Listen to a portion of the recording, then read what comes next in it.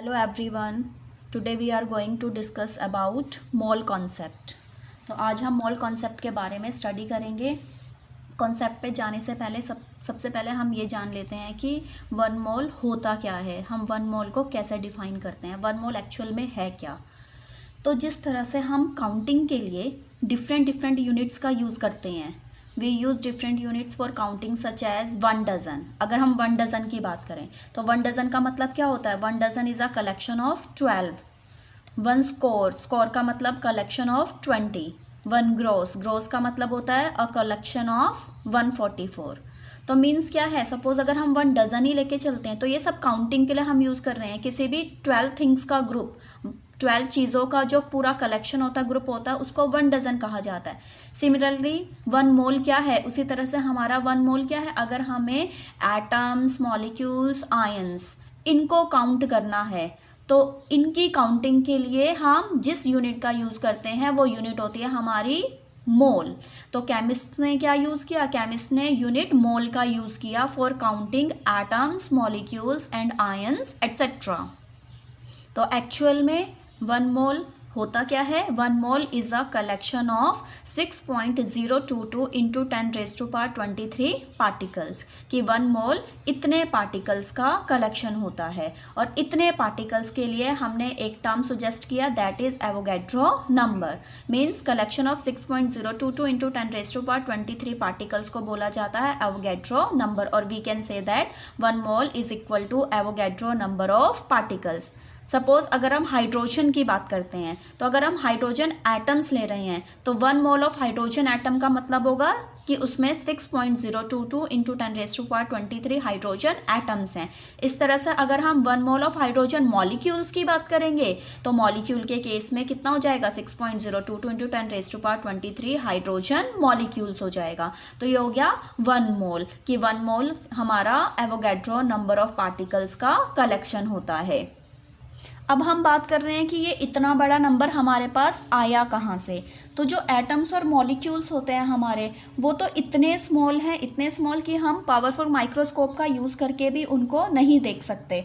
और जब हम उनको देख ही नहीं सक रहे तो हम उनको काउंट कैसे करेंगे. तो गिवन सैंपल में एक्चुअल में कितने नंबर ऑफ एटम्स या मॉलिक्यूल्स प्रेजेंट है उसको काउंट करना बहुत ज़्यादा डिफ़िकल्ट है, हम उसे काउंट नहीं कर सकते. इसलिए काउंटिंग की बजाय वेइंग बेटर मेज़र है. कि काउंटिंग करने की बजाय अगर हम सैंपल को मेज़र कर लें, वे कर लें, तो वो हमारे लिए ज़्यादा अप्रोप्रिएट हो जाएगा. तो इसलिए साइंटिस्ट ने क्या किया कि जब मोल को ओरिजिनली डिफ़ाइन किया तो उन्होंने मोल को ओरिजिनली मास की टर्म में डिफ़ाइन किया. और इस बेसिस पे केमिस्ट ने एक स्टैंडर्ड नंबर सेलेक्ट किया. उन्होंने क्या बोला कि 1 मोल किसके इक्वल होगा, 1 मोल उतने पार्टिकल्स के इक्वल होगा जितने 12 ग्राम कार्बन में जितने एटम्स प्रेजेंट होंगे. तो वहीं से हमारे पास मोल की डेफिनेशन आई. तो 1 मोल को हम मास की टर्म में कैसे डिफाइन करते हैं. 1 मोल it is the amount of substance that contains as many particles as there are atoms in exactly 12 gram of carbon 12 isotope. Carbon का कौन सा 12 वाला आइसोटॉप साइंटिस्ट ने यूज़ किया. तो 1 मोल की क्या स्टैंडर्डाइज्ड डेफिनेशन बनी कि 1 मोल वो सब्सटेंस का अमाउंट है जिसमें उतने पार्टिकल्स होंगे जितने 12 ग्राम कार्बन के अंदर एटम्स प्रेजेंट होते हैं. तो वहाँ से नंबर ऑफ एटम्स निकाले गए 12 ग्राम ऑफ कार्बन 12 आइसोटॉप में. तो कैसे निकाला गया कि सबसे पहले हमें इसके लिए क्या चाहिए था, 1 एटम का मास चाहिए था. तो केमिस्ट ने या साइंटिस्ट ने क्या किया, उन्होंने मास स्पेक्ट्रोमीटर डिवाइस का यूज़ किया और उस डिवाइस के यूज़ से मास को डिटरमाइन किया. तो 1 एटम का मास कितना आया, 1.992648 इंटू 10⁻⁻23 ग्राम आया. ये मास है एक एटम का. उसी तरह से हमें कितने एटम्स का, 12 ग्राम के लिए हमें चाहिए. तो हम क्या करेंगे, टोटल मास हो गया 12 और 1 एटम का मास हमें पता है इतना. तो नंबर ऑफ एटम्स निकालने के लिए दोनों को डिवाइड कर दिया. और दोनों को डिवाइड करके हमारे पास जो एग्जैक्ट वैल्यू आई 6.022137 इंटू 10⁻23 एटम्स पर मोल आ गया। तो यहाँ से हमारे पास 1 मोल की वैल्यू आ गई कि 1 मोल में इतने नंबर ऑफ एटम्स प्रेजेंट होते हैं। तो सिंप्लिसिटी के लिए इस नंबर को हमने कितना यूज़ किया, 6.022 इंटू 10⁻23, इसी को क्या बोला जाता है, एवोगैड्रो नंबर बोला जाता है। तो इस 1 मोल हमारे लिए क्या आ गया, 1 मोल 6.022 इंटू 10⁻23 एटम्स आ गया अगर एटम्स की बात हो रही। इसी तरह से मॉलिक्यूल्स बन जाएगा अगर मॉलिक्यूल सैंपल की बात होगी, और अगर आयनिक कंपाउंड होगा तो आयनिक कंपाउंड के केस में ये आयंस बन जाएंगे। तो ये मॉल कॉन्सेप्ट का फर्स्ट हुआ हमारा इन टर्म्स ऑफ नंबर के टर्म में 1 मोल एवोगैड्रो नंबर ऑफ पार्टिकल्स के इक्वल आता है। अब जो कॉन्सेप्ट में हम सेकंड टर्म की बात करते हैं, सेकंड टर्म होता है इन टर्म्स ऑफ मास की टर्म में हमारा 1 मोल किसके इक्वल होता है, तो मास के टर्म में 1 मोल हमारा होता है ग्राम एटॉमिक मास के इक्वल अगर हमारे पास एलिमेंट गिवन है, एटम गिवन है। और इसी तरह से अगर हमारे पास मॉलिक्यूल गिवन है तो ग्राम मॉलिक्यूलर मास के इक्वल हो जाएगा। या सिंपल वे में हम 1 मोल को किसके इक्वल लिख सकते हैं, 1 मोल हमारा मोलर मास के इक्वल आ जाएगा। तो mass of 1 mole of substance is called molar mass, कि 1 मोल सब्सटेंस के मास को क्या बोला जाता है, मोलर मास बोला जाता है। या मोलर मास का मतलब क्या है कि 6.022 इंटू 10⁻23 पार्टिकल्स का मास। तो 1 मोल ऑफ सब्सटेंस का मास मोलर मास, या उसको हम क्या बोल सकते हैं कि वो एवोगैड्रो नंबर ऑफ पार्टिकल्स का मास है। जैसे फॉर एग्जांपल हम कैल्शियम की बात करते हैं, हमें बताना है 1 मोल ऑफ कैल्शियम का मास क्या होगा। तो कैल्शियम एटम है, इसका एटॉमिक मास 40 होता है। 1 मोल हमें पता है ग्राम एटॉमिक मास के इक्वल, यानी कि 1 मोल ऑफ कैल्शियम का मास कितना हो जाएगा, 40 ग्राम हो जाएगा। या दूसरी लैंग्वेज में हम और क्या बोल सकते हैं कि जो 40 ग्राम कैल्शियम का मास है वो कितने पार्टिकल्स का मास है, वो एवोगैड्रो नंबर ऑफ पार्टिकल्स का मास है। सेम अगर हम 1 मोल ऑफ कार्बन डाइऑक्साइड की बात करें तो कार्बन डाइऑक्साइड हमारा मॉलिक्यूल है, तो हमने इसका मॉलिक्यूलर मास निकाल दिया 44 ग्राम, यानी कि 1 मोल ऑफ कार्बन डाइऑक्साइड का मास कितना आया, 44 ग्राम आया। या इस 44 ग्राम को हम क्या बोल सकते हैं कि ये 6.022 इंटू 10⁻23 पार्टिकल्स का मास है। और इसी तरह से अगर हमारे पास आयनिक कंपाउंड का केस है तो आयनिक कंपाउंड के लिए हम क्या बोल देंगे कि 1 मोल में 6.022 इंटू 10⁻23 फॉर्मूला यूनिट्स या आयंस भी लिख सकते हैं। या 1 मोल किसके इक्वल हो जाएगा, ग्राम फॉर्मूला मास के इक्वल हो जाएगा। तो आयनिक कंपाउंड्स के लिए हम फॉर्मूला मास टर्म का यूज़ करते हैं। फॉर एग्जाम्पल कैल्शियम क्लोराइड हम ले रहे हैं, कैल्शियम क्लोराइड हमारा एक आयनिक कंपाउंड है। अगर हमें मास के टर्म में चाहिए कि 1 मोल कैल्शियम क्लोराइड का मास क्या होगा, तो कैल्शियम क्लोराइड का पहले मोलर मास निकाल दिया, 111 ग्राम आ गया। तो हम क्या बोलेंगे कि 1 मोल ऑफ कैल्शियम क्लोराइड का मास कितना हो जाएगा, 111 ग्राम हो जाएगा। लेकिन अगर हमें आयंस पूछे जाएंगे कि इसमें कैल्शियम आयंस कितने हैं और क्लोराइड आयंस कितने हैं, तो सबसे पहले हम क्या करेंगे, कैल्शियम क्लोराइड का हमने देख लिया, आयोनाइज करके कैल्शियम आयन बने इसमें और 2 क्लोराइड आयन बने। तो 1 मोल का मतलब क्या हो जाएगा, 1 mole is equal to 6.022 into 10⁻23 calcium ions होंगे। एंड अगर क्लोराइड आयंस की बात करें तो 2 क्लोराइड आयंस है, तो 2 इंटू हो जाएगा, 2 into Avogadro number chloride ions हो जाएंगे। तो ये हो गया हमारा मास की टर्म में। अब हम बात करते हैं थर्ड, सबसे लास्ट है जो हम वॉल्यूम के टर्म में यूज़ करते हैं मोल को। तो मोल को हम वॉल्यूम के टर्म से भी रिलेट करते हैं, लेकिन ये हम गैसियस सब्सटेंस के केस में करते हैं।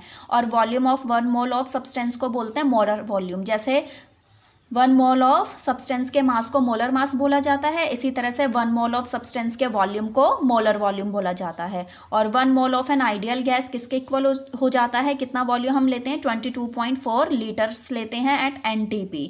NTP का मतलब होता है नॉर्मल टेम्परेचर एंड प्रेशर, जिसकी वैल्यू, टेम्परेचर की वैल्यू 0 डिग्री सेल्सियस और 273 केल्विन, और प्रेशर की वैल्यू हम लेते हैं 1 एटमॉस्फेयर प्रेशर। सपोज हमें वॉल्यूम चाहिए 1 मोल ऑफ हाइड्रोजन गैस का NTP पे, तो क्या हो जाएगा, 22.4 लीटर हो जाएगा। इसी तरह से 1 mole of carbon dioxide gas का वॉल्यूम NTP पे तो 22.4 लीटर हो जाएगा। और इस तरह से हम मोलर मास निकाल सकते हैं। मोलर मास हो जाएगा मोलर वॉल्यूम इनटू डेंसिटी, क्योंकि डेंसिटी का फॉर्मूला मास ओवर वॉल्यूम होता है, वहीं से ये फॉर्मूला आया है। तो मोल को हमने कितनी टर्म में डिफाइन किया है, तो मोल को हमने 3 टर्म से डिफाइन किया है फ्लो डायग्राम में, in terms of particles, in terms of volume और इन टर्म्स ऑफ मास, और इन तीनों टर्म का हम न्यूमेरिकल में यूज़ करते हैं।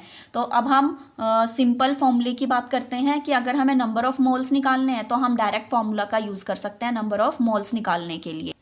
तो in terms of mass number of mole हो जाएगा given mass of element, question में गिवन होगा, डिवाइडेड बाय मोलर मास।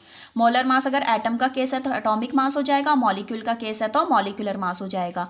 इस तरह से नंबर के टर्म में तो मोल्स निकालने का फॉर्मूला हो जाएगा given number of particles divided by Avogadro number of particles. इस तरह से अगर वॉल्यूम के टर्म में निकालना है नंबर ऑफ मोल तो फॉर्मूला हो जाएगा given volume of gas divided by molar volume, जो कि हमारा क्या होता है 22.4 लीटर होता है, तो डिवाइडेड बाय 22.4 लीटर, लेकिन इसके लिए कंडीशन क्या होगी हमेशा एनटीपी। अब ये हमारा इतना सा मोल कॉन्सेप्ट है, इसके बेसिस पे न्यूमेरिकल बहुत इंपॉर्टेंट है, जो कि एग्जाम में भी आते हैं और आपके आगे कॉम्पिटिटिव एग्जाम में भी मोल कॉन्सेप्ट से न्यूमेरिकल आते हैं। तो हम कुछ न्यूमेरिकल प्रॉब्लम डिस्कस कर लेते हैं। तो सबसे पहले हम सबसे सिंपल कैटेगरी डिस्कस कर रहे हैं न्यूमेरिकल की, जिसमें क्या हमें डायरेक्ट नंबर ऑफ मोल्स निकालने हैं।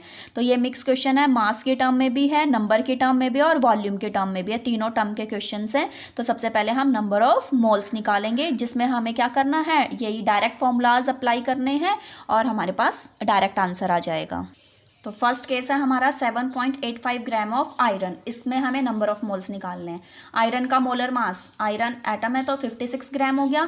नंबर ऑफ मोल्स का फॉर्मूला क्या था, given mass divided by molar mass. Given mass कितना है 7.85 डिवाइडेड बाय मोलर मास कितना 56, आंसर आ गया 0.14 मोल।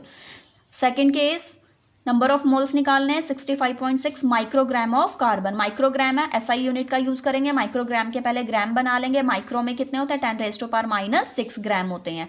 कार्बन का मास होता है 12 ग्राम। तो नंबर ऑफ मोल्स क्या हो जाएगा, given mass divided by molar mass, तो आंसर आ जाएगा 5.47 इंटू 10⁻⁻6। थर्ड है हमारा नंबर के टर्म में हमें नंबर ऑफ मोल्स निकालने हैं 1 इंटू 10⁻24 मॉलिक्यूल्स ऑफ CO। तो डायरेक्ट फॉर्मूला अप्लाई किया, number of moles is equal to given number, जो गिवन नंबर होगा 1 into 10⁻21 divided by Avogadro number. तो एवोगैड्रो नंबर से डिवाइड कर देंगे और कैलकुलेशन करके हमारे पास आंसर आ जाएगा। इसी तरह से हमारे पास next D part 12.044 into 10⁻23 molecules of oxygen. तो नंबर ऑफ मोल्स निकालने, गिवन नंबर लिख दिया divided by Avogadro number, solve करके आंसर आ गया 2 मोल। और लास्ट कैटेगरी इसमें एक वॉल्यूम की कि 44.8 लीटर ऑफ CO2 का हमें नंबर ऑफ मोल्स निकालने हैं। तो नंबर ऑफ मोल्स क्या हो जाएगा, given volume 44.8 divided by molar volume that is 22.4, तो 2 मोल्स आ जाएगा। लेकिन ये हमारी फॉर्म कंडीशन इसके लिए क्या रहेगी, एट NTP। तो ये हो गया सबसे सिंपल कैटेगरी न्यूमेरिकल की। अब थोड़ा सा और दूसरी कैटेगरीज का रिवाइज करते हैं हम न्यूमेरिकल की। तो नेक्स्ट क्वेश्चन आता है हमारे पास, calculate mass of an atom of silver Ag, atomic mass given है 108। अब हमारे पास क्या है, हमें निकालना है सिल्वर के एक एटम का मास। तो सबसे पहले हम उसको मोल कॉन्सेप्ट से लिंक करते हैं। 1 मोल का मतलब 108 ग्राम हो गया। इसी तरह से 1 मोल का मतलब एवोगैड्रो नंबर ऑफ एटम्स हो गए। और मैंने ये आपको ऑलरेडी पहले भी बताया था कि क्या होगा कि जो हमारा ये मोलर मास है ये किसका मास होगा, इतने पार्टिकल्स का मास होगा। तो दोनों टर्म लिंक हो गई, मतलब 108 ग्राम एवोगैड्रो नंबर एटम्स का मास है। तो हमारे पास क्या स्टेटमेंट लग जाएगी कि mass of 6.022 into 10⁻23 atoms of silver is equal to 108 gram. तो किसका पूछा, एन एटम, 1 एटम का पूछा है, तो मास ऑफ 1 एटम का निकाल देंगे, डिवाइड हो जाएगा। इसी तरह से जितने भी एटम का पूछा जाएगा उतने एटम का हम निकाल सकते हैं। तो सॉल्व करके आंसर आ गया। तो ये हो गया हमारा नेक्स्ट कैटेगरी। सेम ये एटम की बात थी, इसी तरह से मॉलिक्यूल के लिए भी पूछा जा सकता है। तो मॉलिक्यूल का केस करते हैं, calculate mass of 1 molecule of naphthalene. Naphthalene का 1 मॉलिक्यूल का मास निकालना, और नेफ्थलीन होता है हमारे पास C10H8, इसका मॉलिक्यूलर फॉर्मूला है। तो सबसे पहले हमने क्या किया, इसका मास निकाल देंगे। C10H8 का मास निकाल दिया, ऑलरेडी आपको सिखाया है, 128 ग्राम आ गया। तो ये 128 ग्राम कितने पार्टिकल का मास होगा, एवोगैड्रो नंबर ऑफ पार्टिकल्स का मास होगा। तो हमारी स्टेटमेंट लग जाएगी, mass of 6.022 into 10⁻23 molecules of naphthalene is equal to 128 gram. तो कितने का पूछा, 1 मॉलिक्यूल का पूछा, 1 के लिए निकाल दिया, डिवाइड करके आंसर आ गया। तो ये हो गया हमारा सिंपल, ऐसे एटम का निकालना है, ऐसे मॉलिक्यूल का निकालना है। आप थर्ड न्यूमेरिकल देखिए, वॉल्यूम के टर्म में है third numerical, calculate the number of molecules and number of atoms present in 11.2 litre of oxygen at NTP। तो अब हमें क्या निकालना है, नंबर ऑफ मॉलिक्यूल्स भी निकालने हैं, नंबर ऑफ एटम्स भी निकालने हैं। तो सबसे पहले हमारे पास कंडीशन देखो O2, O2 किस में आता है, मॉलिक्यूल में। तो ये मॉलिक्यूल की बात हो रही है अभी, तो एटम तो बाद में जाएंगे हम, तो सबसे पहले हम नंबर ऑफ मॉलिक्यूल्स निकालेंगे। अब दिया क्या है, अब मास नहीं दिया, अब क्या दिया है, वॉल्यूम। तो अब हम उसे वॉल्यूम से रिलेट करेंगे। तो 1 मोल का मतलब क्या होता है, 1 mole is equal to 22.4 litre होता है, और जो कि एवोगैड्रो नंबर ऑफ पार्टिकल्स का वॉल्यूम हो गया। तो यहाँ से दोनों चीज़ें लिंक हो गई कि एवोगैड्रो नंबर ऑफ मॉलिक्यूल्स का वॉल्यूम इतना है। तो हम निकाल देंगे कि 22.4 लीटर पोजेस, मतलब स्टेटमेंट हमारी रिवर्ट हो जाएगी। जिस हिसाब से हमें क्वेश्चन पूछा जाता है उस हिसाब से हम स्टेटमेंट लगाते हैं। तो 22.4 litre possess the number of molecules, कितने मॉलिक्यूल्स है इसमें, एवोगैड्रो नंबर। तो 1 के लिए निकाल दिया, 1 के लिए डिवाइड हो जाएगा, और फिर कितने में पूछा है, 11.2 लीटर में पूछा है। तो 11.2 लीटर में कितने मॉलिक्यूल्स हो जाएंगे, पूरा सॉल्व कर देंगे इसे। तो कितना आ गया हमारे पास, 6.011 इंटू 10⁻23 मॉलिक्यूल्स आ गया। तो नंबर ऑफ मॉलिक्यूल्स यानी कि एक पार्ट हमारे पास निकल गया। अब क्या निकालना है, नंबर ऑफ एटम्स निकालना है। तो अब हम देख लेंगे यहाँ से कि जब हम एक मॉलिक्यूल ऑक्सीजन की बात करते हैं, तो एक मॉलिक्यूल ऑक्सीजन में कितने एटम्स हैं, 2 एटम्स हैं। तो कितने मॉलिक्यूल्स हैं हमारे पास टोटल, इतने मॉलिक्यूल्स हमने निकाले, तो इतने मॉलिक्यूल्स में निकाल देंगे। तो नेक्स्ट स्टेटमेंट बन गई कि 1 मोल ऑफ ऑक्सीजन का मतलब कितने हैं, उसमें 2 एटम्स। तो कितने मॉलिक्यूल्स निकाले थे, 3.011 इंटू 10⁻23 मॉलिक्यूल्स में। तो 2 इंटू 3.011 इंटू 10⁻23, तो इतने एटम्स आ गया। तो ये हुई हमारे पास थर्ड कैटेगरी। और लास्ट न्यूमेरिकल जो मैं यहाँ पे डिस्कस कर रही हूँ उसमें देखेंगे हमारे डिफरेंट केसेस है, 3 केसेस मैंने लिए हैं। Calculate the number of atoms in, किस किस में निकालना है हमें number of atom. First case हमारा 52 मोल ऑफ आर्गन, सेकंड है हमारा 52 यूनिफाइड मास का यूज़ कर रहे हैं यहाँ पे, 52 U ऑफ हीलियम, और थर्ड केस हमें दिया है 52 ग्राम ऑफ हीलियम। तीनों में अलग अलग चीज़ है, एक बार मोल का यूज़ किया है, एक बार यूनिट का यूज़ किया और एक बार ग्राम का यूज़ किया। तो देखिए अब हम इसमें तीनों डिफरेंट केसेस में कैसे करेंगे। सबसे पहले फर्स्ट केस 52 मोल आर्गन में हमें क्या चाहिए, नंबर ऑफ एटम्स निकालना है। 1 मोल का तो हमें पता है, 1 मोल में एवोगैड्रो नंबर होते हैं। तो 1 मोल आर्गन का मतलब Avogadro number atom 6.022 into 10⁻23 atoms. तो कितने में पूछे हैं, डायरेक्ट था, बिल्कुल सिंपल था, 52 मोल में निकालना है। तो 52 मोल में कितना हो जाएगा, इंटू 52 कर देंगे। तो आंसर आ गया 3.13 इंटू 10⁻25 एटम्स। सेकंड की बात करते हैं। अब सेकंड में हमारे पास है 52 U ऑफ हीलियम। अब हीलियम का मास कितना होता है, 4 U होता है, ठीक है। अब हमें क्या पूछा है, नंबर ऑफ एटम पूछा है, यानी कि 4 U का मतलब 1 हीलियम एटम। तो वही स्टेटमेंट लग गई कि 4 U का मतलब 1 एटम, लिख सकते हैं यहाँ पे 1 एटम ऑफ हीलियम। इस तरह से 1 U का मतलब हो जाएगा 1/4, और कितने में पूछा है, 52 U में पूछा है। तो 52 U का मतलब 1/4 इंटू 52, यानी कि कितना आ गया, 13 एटम्स आ गया।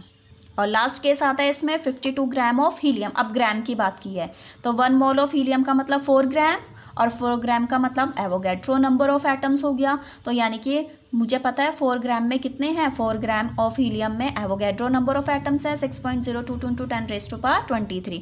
तो 1 के लिए डिवाइड हो जाएगा और फिर 52 के लिए निकाल दिया। तो 52 ग्राम में हो जाएगा 6.022 इंटू 10⁻23 डिवाइडेड बाय 4 इंटू 52। तो आंसर आ गया 7.83 इंटू 10⁻24 एटम्स हो गया। तो इस तरह से डिफरेंट कैटेगरी मैंने न्यूमेरिकल की आपको एक बार रिवाइज करवा दी है, और इसी के इन्हीं टाइप्स के बेसिस पे मैंने प्रैक्टिस शीट बनाई है। आप उस प्रैक्टिस शीट को सॉल्व करना। इनकेस आपको किसी भी न्यूमेरिकल में कुछ भी प्रॉब्लम आती है तो आप डायरेक्ट मुझसे पूछ सकते हैं, लेकिन इसको अच्छे से रिवाइज करना। ये आपका मॉल कॉन्सेप्ट बहुत ही ज़्यादा इंपॉर्टेंट टॉपिक है। Thank you.